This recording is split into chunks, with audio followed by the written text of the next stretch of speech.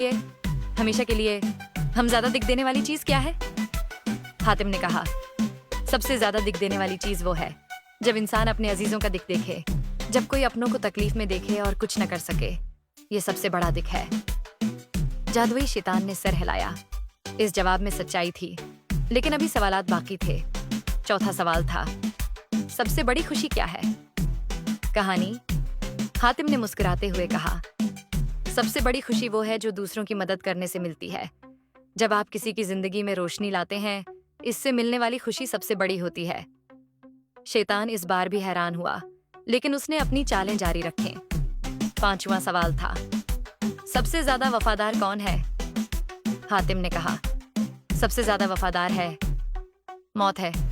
वो कभी धोखा नहीं देती और हर शख्स के पास अपने वक्त पर आती है। ये जवाब जादुई शैतान के लिए बिल्कुल नया था, लेकिन उसने फिर भी एक और सवाल पूछा। शैतान का छठा सवाल था, सबसे बड़ा राज क्या है?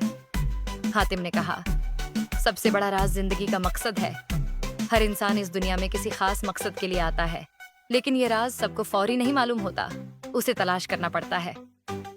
जादुई शैतान इस जवाब पर सोच में पड़ गया। आखिरी सवाल था, हमेशा जिंदा रहने वाली चीज क्या है? हातिम ने कहा, हमेशा जिंदा रहने वाली चीज नेकी और सच्चाई है। जब एक शख्स नेक काम करता है तो वो दुनिया से जाने के बाद भी जिंदा रहता है, और उसकी सच्चाई और नेकी लोगों के दिलों है में हमेशा कायम रहती है। जादुई शैतान इस जवाब पर खामोश हो गया। सातों सवालों के जवाबात सुनकर जादुई शैतान की ताकत खत्म होने लगी। इसकी जादुई ताकतें बिखर गईं और वो ज़मे-बूस हो गया। मलका के भाई का जादू टूट गया और वो दोबारा इंसान बन गया। मलका और उसकी बेटी हातिम का शुक्रिया अदा करते हुए वापस अपनी रियासत चले गए, और हातिम की बहादुरी, सच्चाई और नेकी की कहानी पूरे यमन में मशहूर हो गई।